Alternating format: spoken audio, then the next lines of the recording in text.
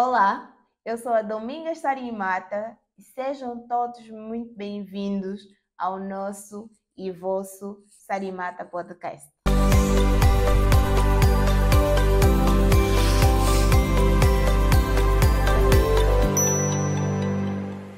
Sejam bem-vindos à nova rubrica que é o Descomplicando a Fiscalidade em Angola.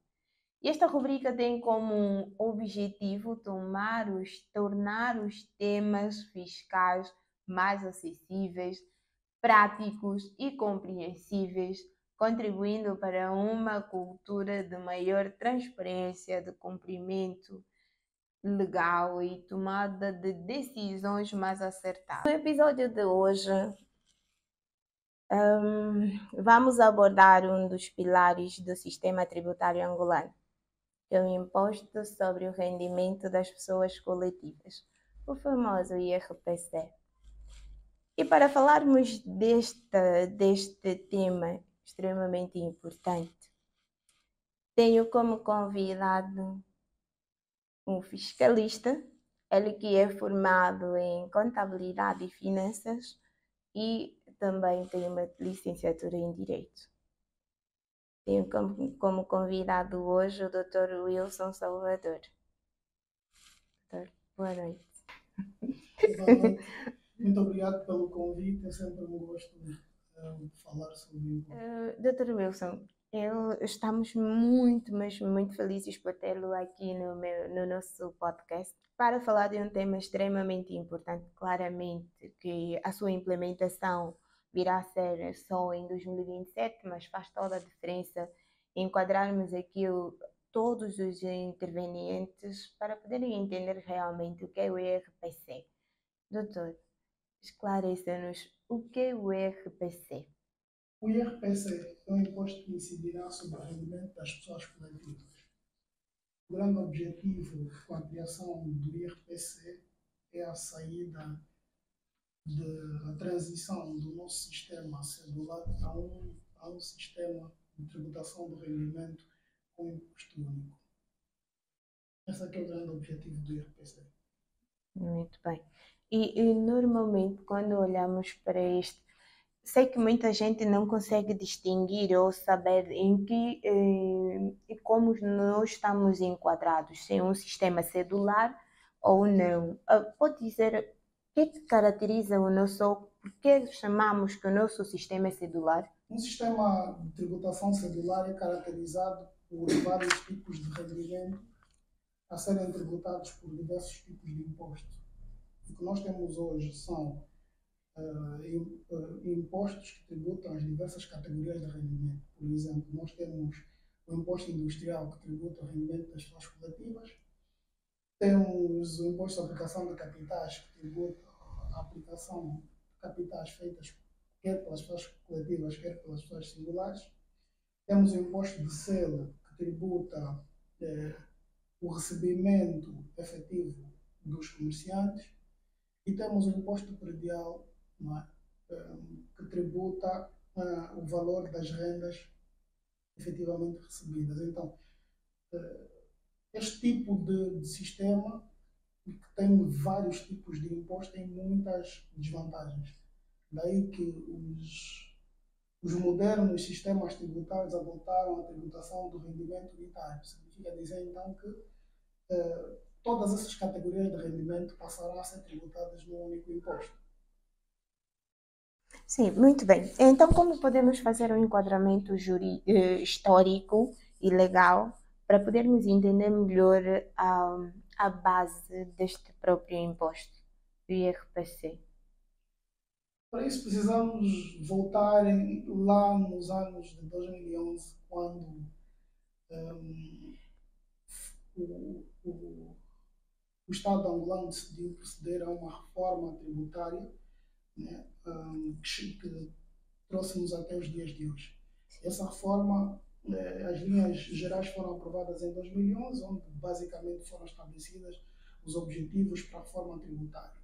Naquela altura foi então decidido que passaríamos da tributação cedular do rendimento para uma tributação unitária e deixaríamos de ter o imposto sobre o imposto de consumo, passaríamos até o imposto sobre valor Valor acrescentado. Então, acrescentado. todas as linhas gerais, na verdade, para a reforma foram aí constituídas. Mas, para além disso, foram também criadas, por exemplo, objetivos como uma maior possibilidade aos contribuintes, alterando, inclusive, o Código Geral Tributário e alterando o Código de Execuções Fiscais, só aqui para, para percebermos qual era, então, a magnitude desta reforma.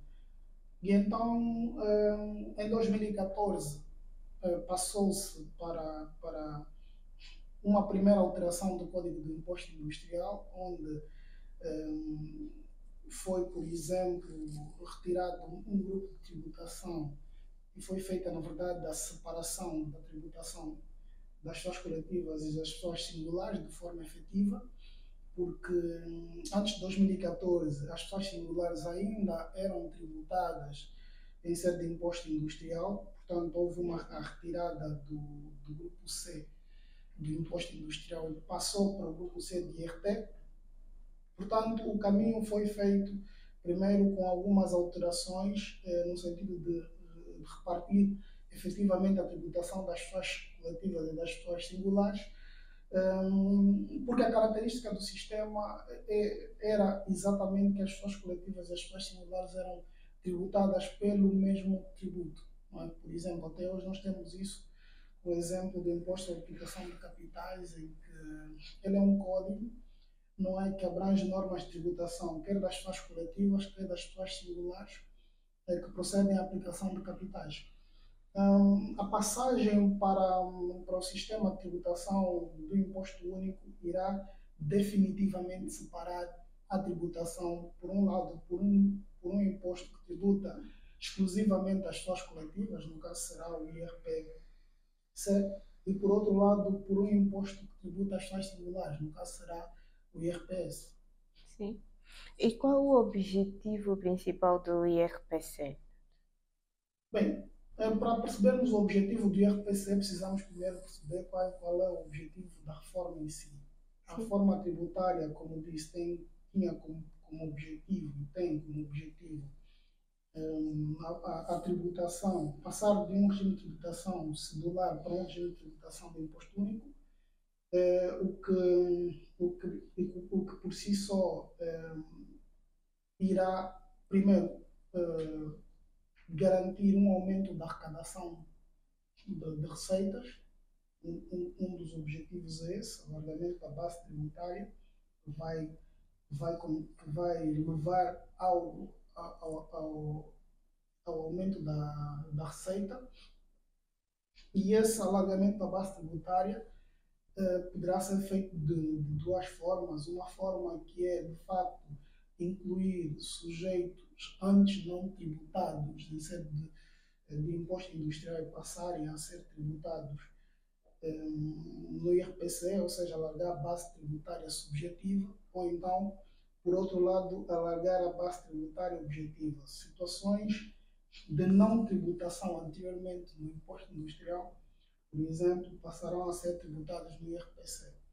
Então, este é um dos primeiros objetivos. Outro objetivo é exatamente juntar num único diploma todos os outros diplomas, no caso, o Código de Imposto Industrial, o Código de Imposto à Aplicação de Capitais, a parte do Código de Imposto de Selo, algumas normas apenas, e parte do imposto predial num único documento, evitando então a dispersão jurídica, a dispersão de normas que tributam o rendimento.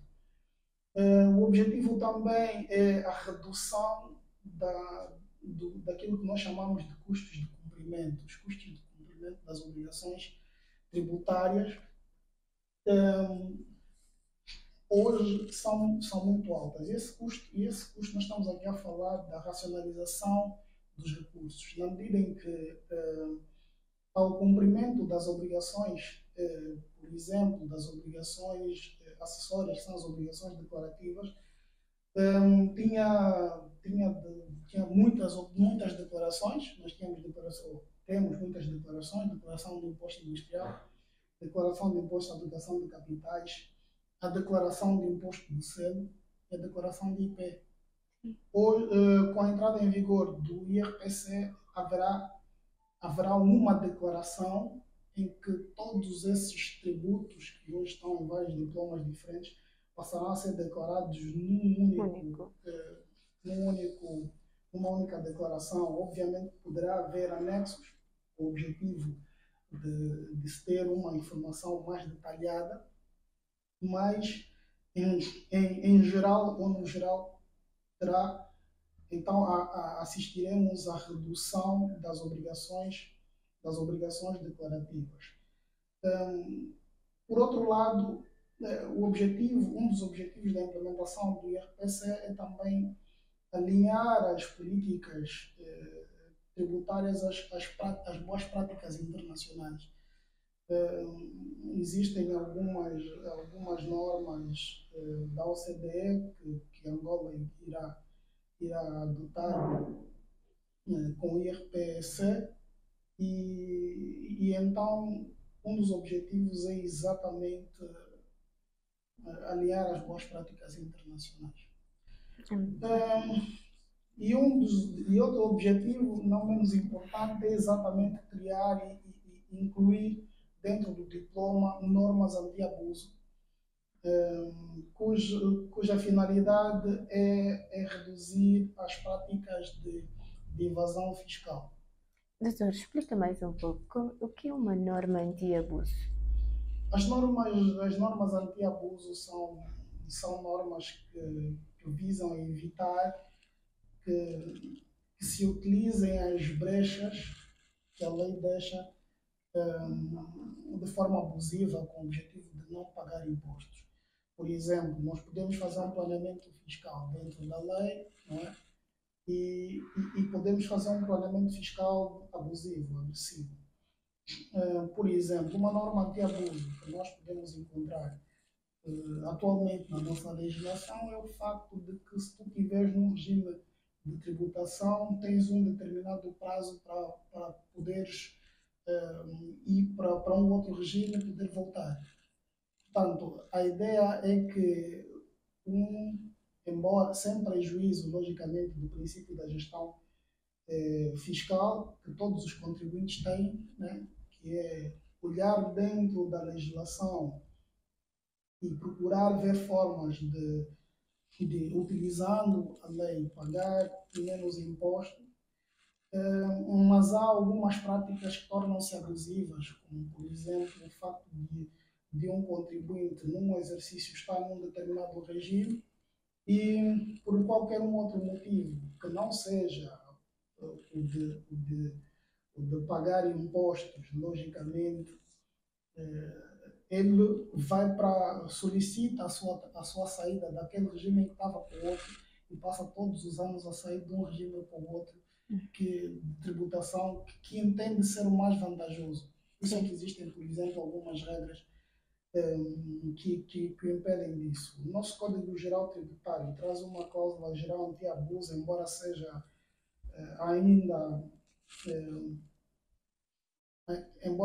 ainda uma cláusula que não é muito utilizada e que não existe e que não é bem desenvolvida, mas a ideia é que não se utilize artifícios jurídicos para que se tenha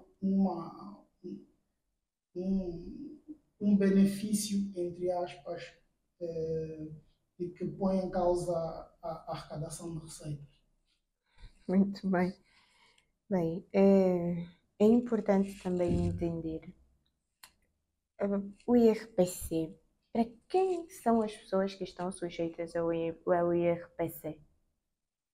Bem, falando das pessoas que estão sujeitas ao IRPC, nós estaríamos a falar das normas de incidência, no caso da incidência subjetiva. Nós temos, então, os sujeitos passivos sujeitos a IRPC, que basicamente são as pessoas coletivas. Sim. E outros entes equiparados. Estes são os destinatários da norma de incidência subjetiva do IRPC. Nós podemos, então, repartir esses sujeitos em dois tipos. Aqueles que têm personalidade jurídica, no caso, as empresas públicas, as sociedades comerciais e civis com forma ou sem forma comercial. Eh, e depois temos, por outro lado, aqueles que não têm personalidade jurídica, como, por exemplo, a herança adjacente e outros entes sem personalidade jurídica, como, por exemplo, uma empresa que esteve a ser constituída e anterior ao registro. Essas são, então, as entidades sem personalidade jurídica. E esse é o leque de pessoas, de pessoas sujeitas a impostos. Então, os tais sujeitos passivos. Para além disso, há então uma separação desses sujeitos passivos em pessoas entre residentes e não residentes, por um lado. Só para recordarmos aqui, eu havia dito que nós temos sujeitos passivos, temos os residentes e temos os não residentes. Relativamente aos residentes, a obrigação está subjacente a uma obrigação pessoal, ou seja, uma obrigação pessoal ilimitada, o que significa dizer então que está o princípio da tributação dos lucros mundiais ou dos rendimentos mundiais, se quisermos. Este princípio basicamente diz que, sendo residente em território angolano, será tributado pelos lucros obtidos em território nacional e em território estrangeiro. A título de exemplo, uma empresa que residente em Angola e que tenha uma outra empresa no Brasil, por exemplo, estará a ser tributada em Angola, quer pelos rendimentos obtidos em Angola e pelos rendimentos obtidos no Brasil. Já um não residente, a obrigação é limitada, na medida em que é apenas tributado pelos rendimentos obtidos dentro do território angolano.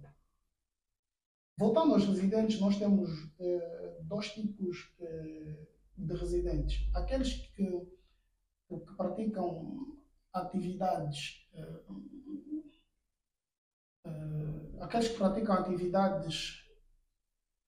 industriais, comercial, agrícola, civícola e pescatória, e aqueles que não praticam a título principal essas atividades. Relativamente àqueles que não praticam a título principal essas atividades, o imposto, então, a base de tributação será o seu rendimento global. Basicamente, é o somatório de todos os rendimentos que são obtidos dentro do território nacional.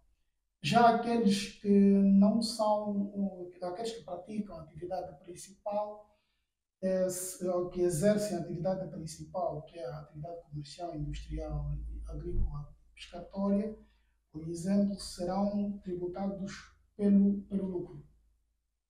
Então, o lucro será o quê? Será aquilo que é revelado, o lucro tributável será aquilo que será revelado através da sua contabilidade, mais ou menos as variações patrimoniais, que, como eu disse, para falar sobre isso precisamos de um episódio só para falar das variações patrimoniais positivas e negativas, porque são aquelas que não estão incluídas no lucro tributável.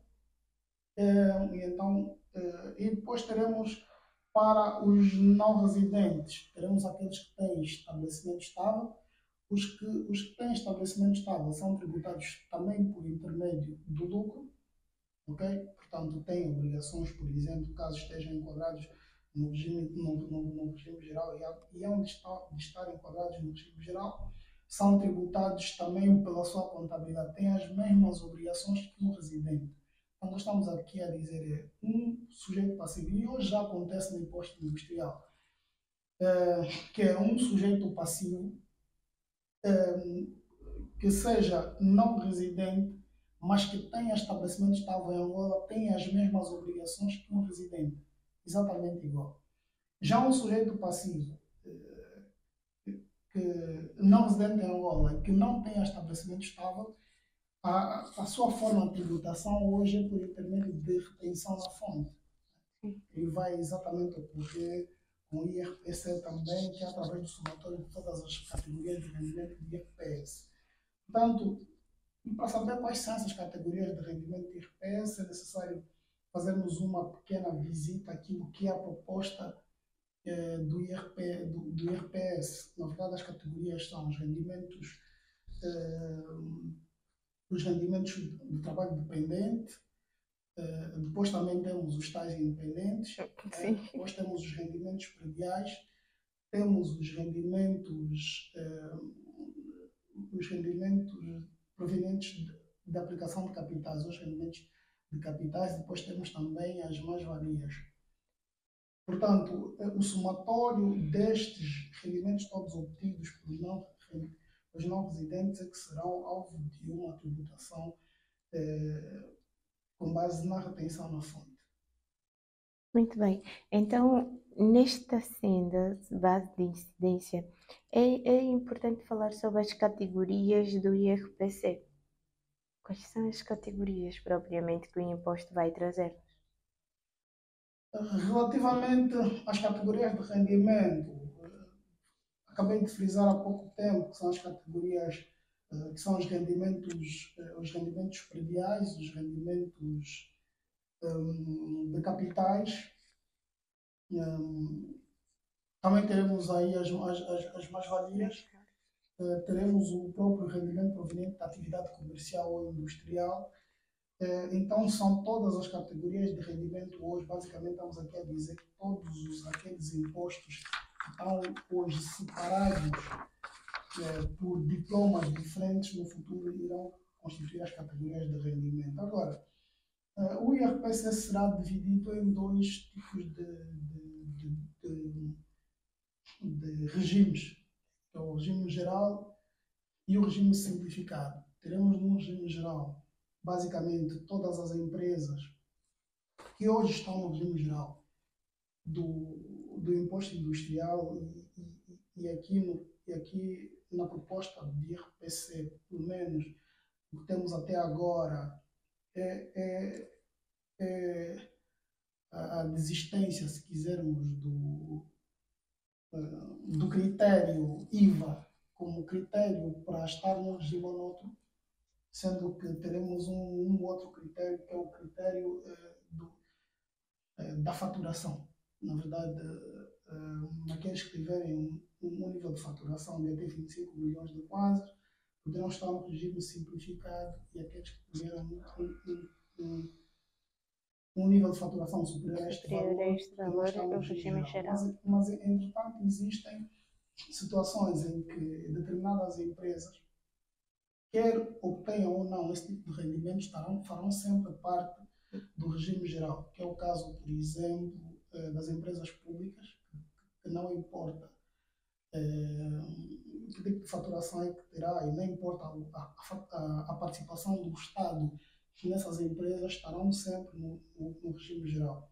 E entende-se aqui a opção do legislador, porque as empresas públicas, em princípio, têm a obrigação de entregar a contabilidade organizada, e o regime simplificado, e no regime simplificado a contabilidade organizada é opcional, não é obrigatória. Portanto, o legislador pensa neste sentido, trazer as empresas públicas para o regime geral, exatamente para manter a obrigatoriedade de entrega da contabilidade organizada por uma questão de transparência. Pois, então é dizendo que numa análise casuística viemos de ver se de facto,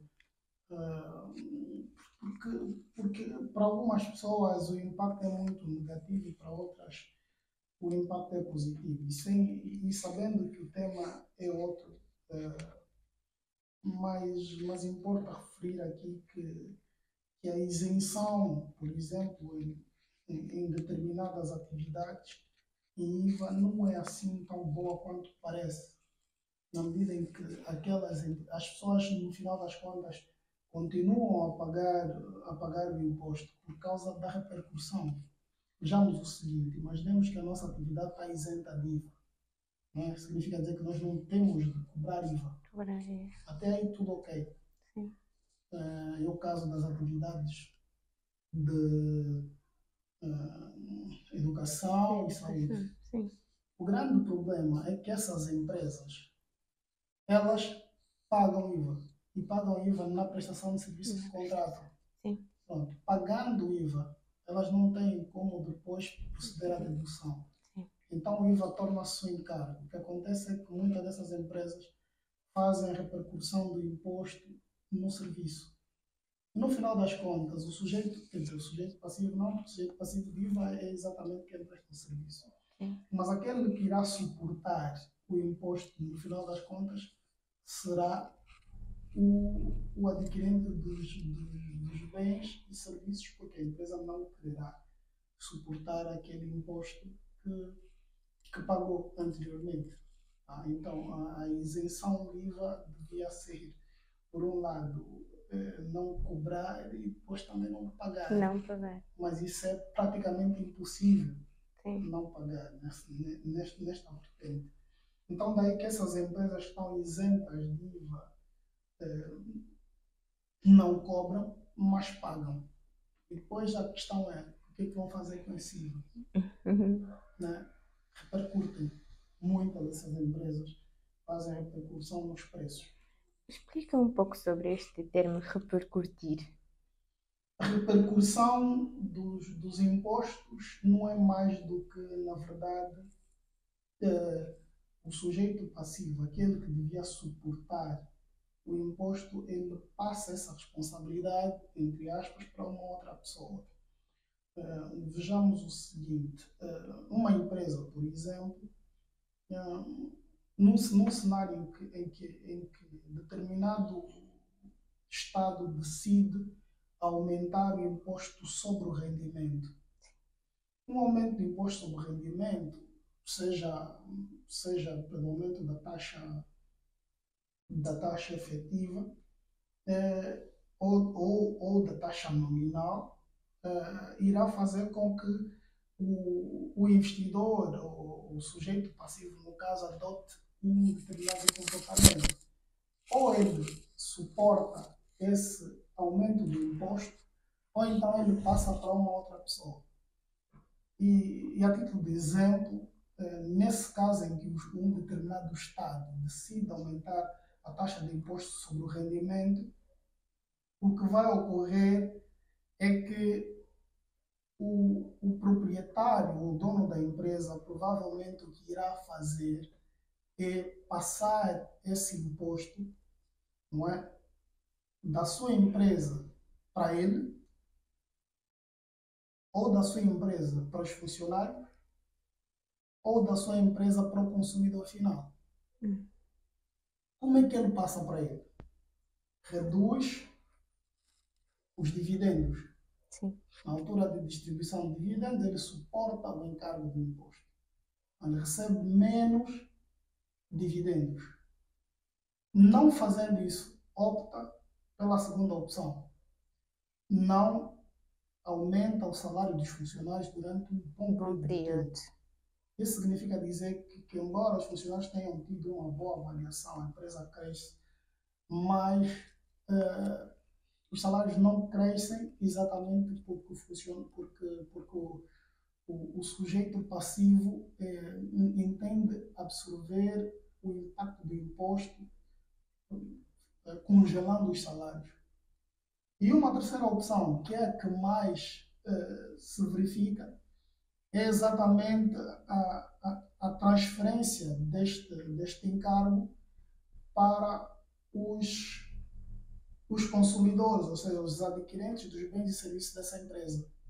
Adicionalmente, o IRPC traz uma teoria, uma definição de rendimento mais alargada do que a definição de rendimento que nós temos hoje no imposto industrial. Nós temos hoje a teoria do rendimento do produto, que é uma definição mais simplificada de rendimento.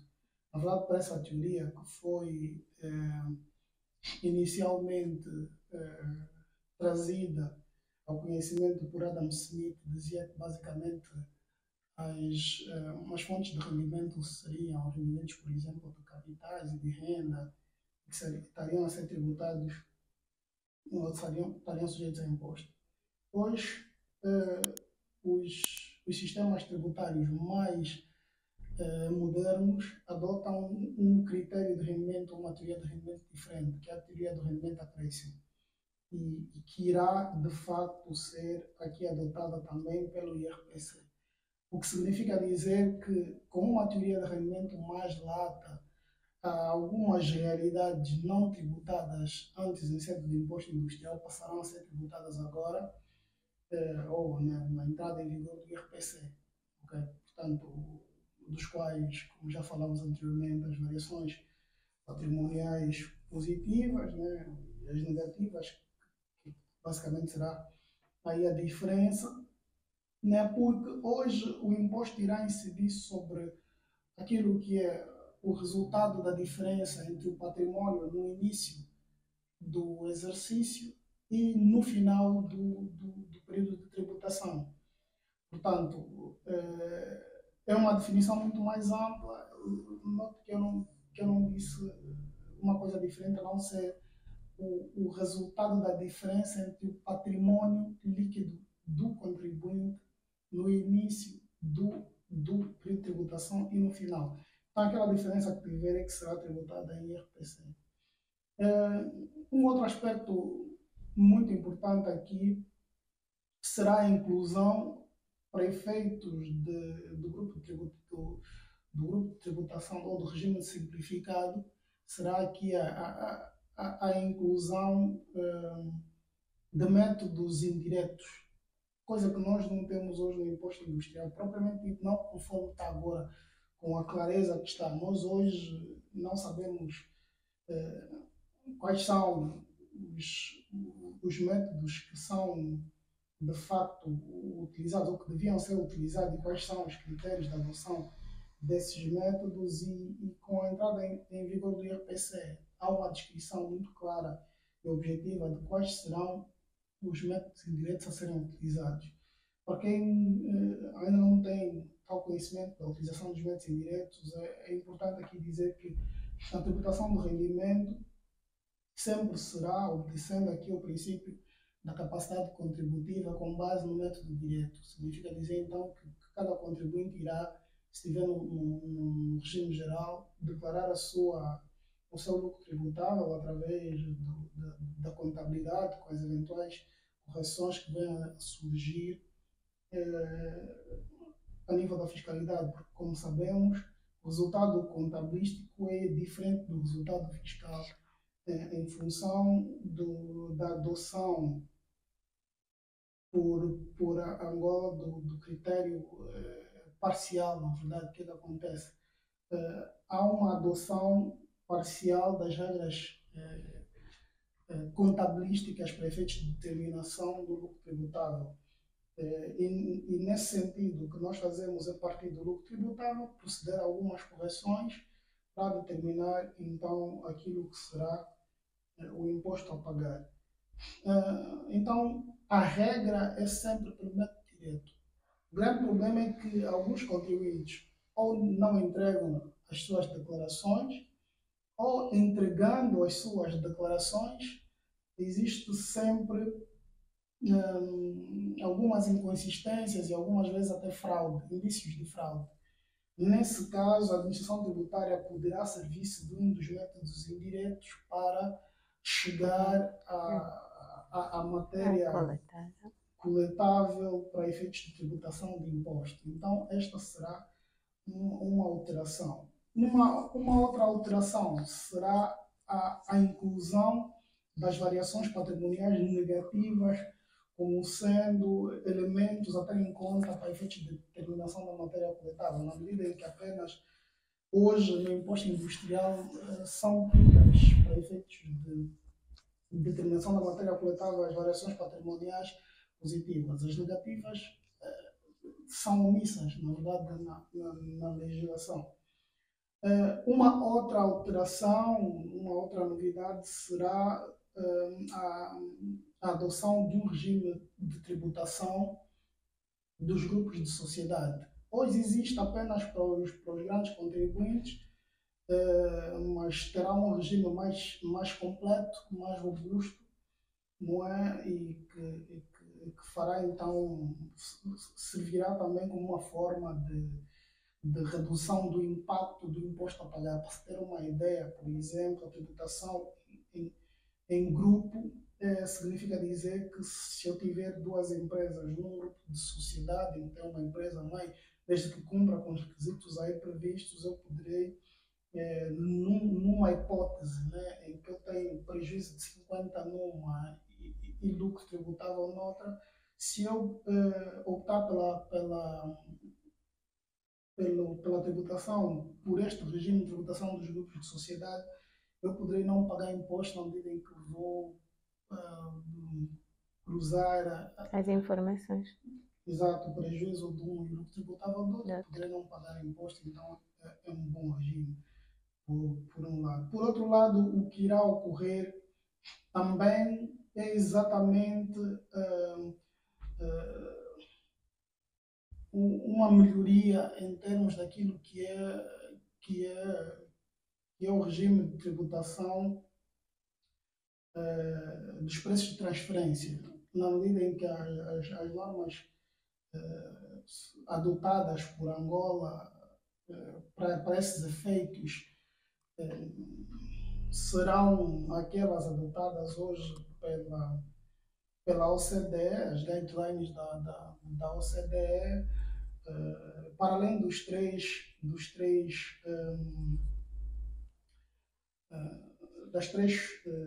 que se chama? Dos três critérios de cálculo dos preços de transferências, né, dos três métodos.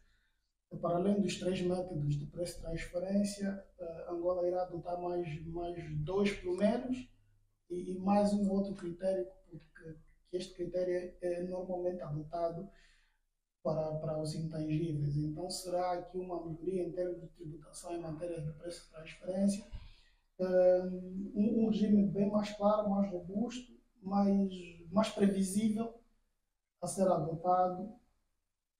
Por outro lado, também será adotado a nível de IRPC critérios de eliminação da dupla tributação, principalmente nos casos em que existem residentes Residentes. quer dizer, e não, não residentes, na verdade, aqui que tenham rendimentos nos outros países ou residentes. Então será aqui adotado normas para evitar a dupla tributação. Esse conjunto de regras que serão aqui impostas a nível do IRPC farão ou trarão maior competitividade internacional do nosso sistema, na medida em que um sistema que adota regras que eliminam, na verdade, a dupla tributação é um sistema que de facto se torna mais atrativo, não é, para as empresas estrangeiras. Então, a competitividade internacional é algo que esta proposta do IRPC teve o cuidado de garantir que fosse, de facto, também um aspecto a ser cumprido nesta proposta. Sim. Muito bem. Então, neste caso, quais seriam as obrigações fiscais e como seriam, não é? Feitas as obrigações fiscais e os prazos, doutor? Bem, as obrigações fiscais, temos dois tipos de obrigações, né? Uma obrigação de pagamento, que é aquela em que nós teremos a liquidação definitiva por um. É normal, mas podemos continuar. Quanto às obrigações fiscais, nós teremos dois tipos de obrigações. Primeiro, a obrigação principal e depois as obrigações acessórias. Em termos de obrigação principal, nós teremos a liquidação definitiva, mas precedida sempre antes da liquidação provisória. Portanto, continuaremos a ter o mesmo regime de liquidação provisória das vendas dos produtos, que hoje está presente no Código do Imposto Industrial, do qual é pago 2% sobre as vendas. Teremos a liquidação provisória sobre a prestação de serviço, por intermédio do mecanismo da retenção na fonte, a uma taxa de 6,5%.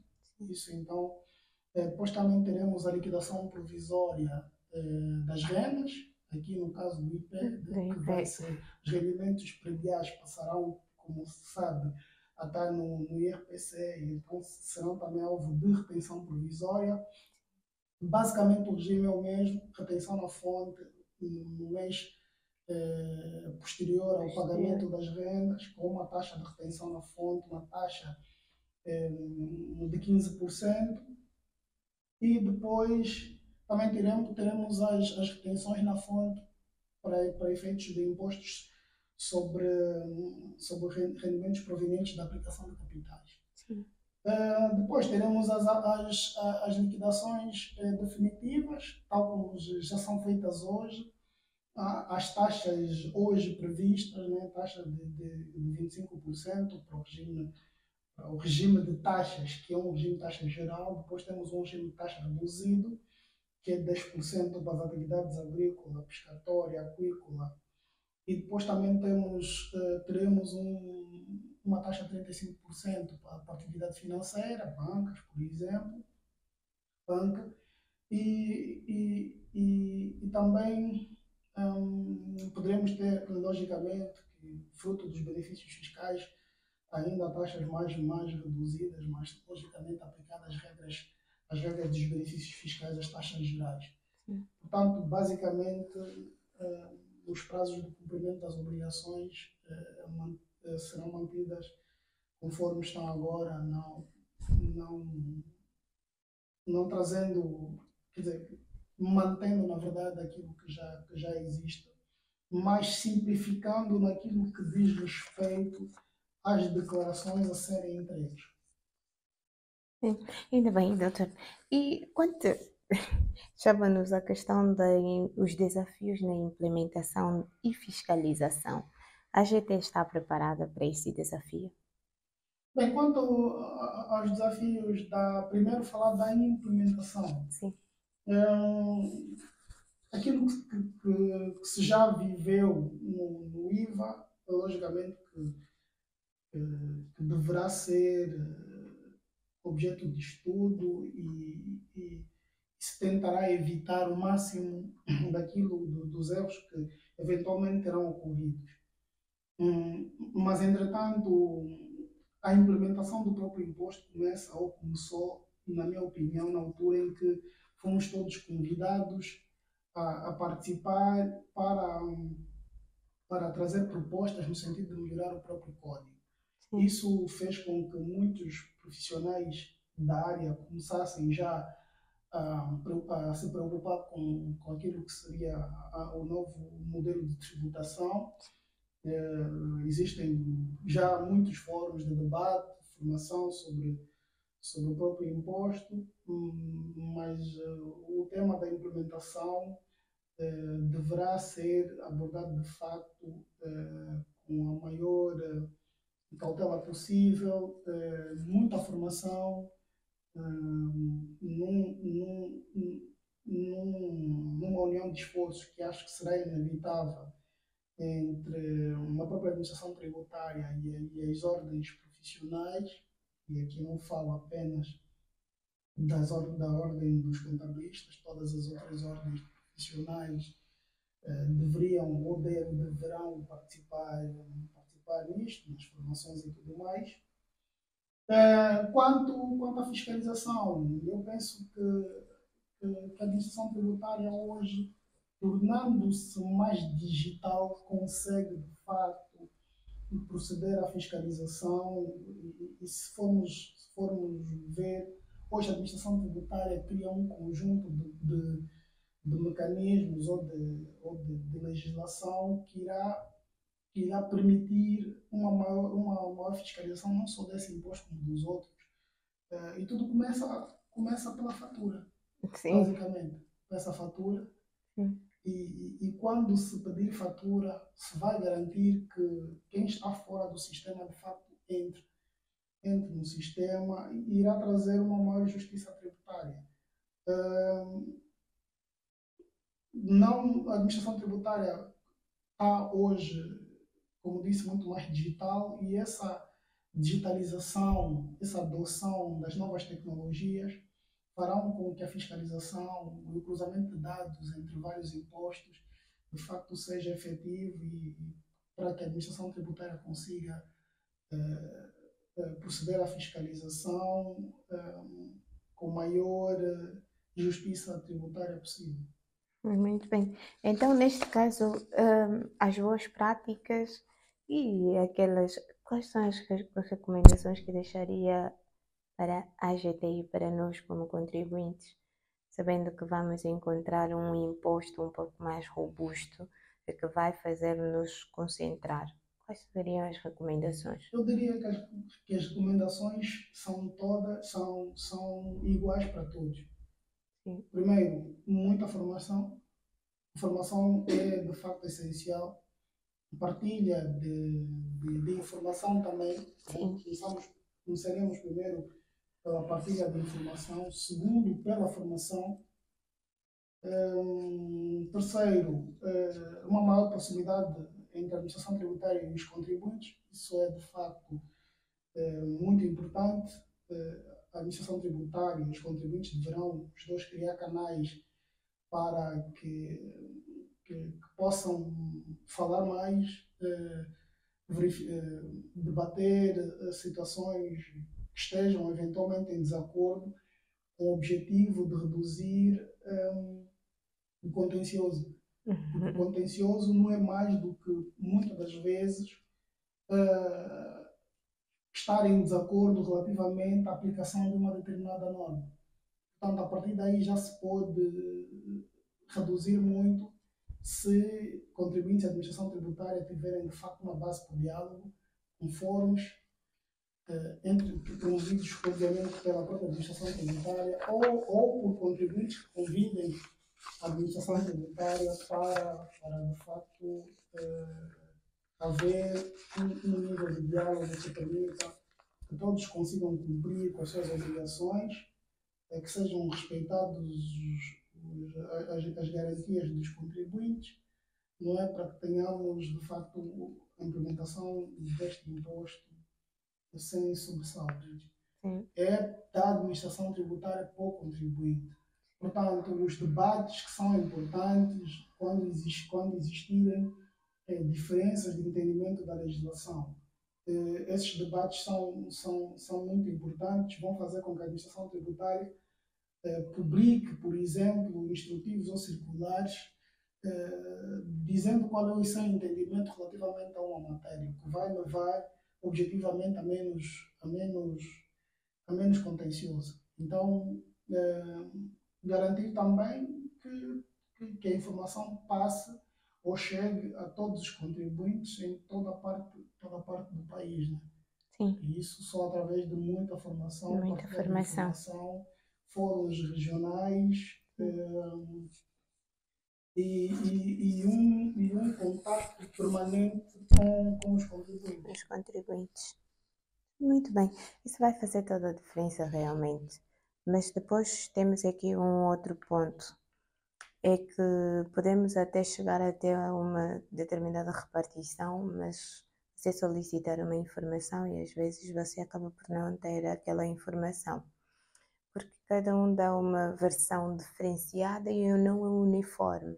Esta é uma das questões também que a gente pode verificar e analisar muito bem, porque a maior parte do pessoal nos balcões há pessoas muito bem formadas que entendem muito bem aquilo que passam, mas há outras pessoas, infelizmente, é muito complicado. E com esta implementação, 2027 só, acredito que vamos ter tempo todos para nos preparar, não é, doutor? Sim, primeiro isto, mas segundo aqui, relativamente ao que disse, a solução está prevista no Código Geral Tributário, relativamente às informações, quer seja a solicitação de informação, quer seja ela vinculativa ou não vinculativa. Não O ideal vinculativo. seria fazer por escrito Sim, e como a administração tributária também tem o dever de comunicar com o contribuinte, vai certamente responder. sim, Então, aqui a solução para que não tenha respostas diferentes e porque depois a repartição fiscal disse, a repartição fiscal A disse uma coisa e a repartição fiscal B disse uma coisa, aqui o ideal seria solicitar uma informação vinculativa ou não vinculativa, dependendo daquilo que é a sua intenção, o seu objetivo, e certamente que a administração tributária irá responder. Muito bem. Chegamos ao fim de mais um episódio com um tema bastante pertinente e hoje foi praticamente o enquadramento histórico-legal do imposto e posteriormente vamos trazer outros episódios onde vamos explicar tópico por tópico, onde vamos aqui trazer pontos que cada um de nós vai poder se identificar ou perceber melhor sobre a componente deste imposto. Muito obrigada, Dr. Wilson Salvador, e tenha um minuto para poder falar e deixar os seus contatos, caso queira, por favor. Eu que agradeço o convite. Um, É sempre um gosto, como disse anteriormente, poder partilhar um pouco de conhecimento que temos, aliás, conhecimento sem partilha de nada vale. Sim. Então, quando, quando tiver a possibilidade de cá voltar, estarei sem problemas a abordar qualquer um dos temas. Ok, muito obrigada. Doutor, pode deixar suas redes sociais, formas para podermos encontrar? Sim, logicamente. Estou mais no LinkedIn. LinkedIn. Wilson Salvador, conta do LinkedIn. Tenho muitas. Tenho muitos tópicos postados, inclusive alguns sobre a revista de fiscalidade angolana. E então visitem, vão ver algumas matérias interessantes que de facto podem ajudar-nos. Muito obrigada, doutor. Então, este foi o nosso e vosso Sarimata Podcast e sigam nas nossas páginas e até breve.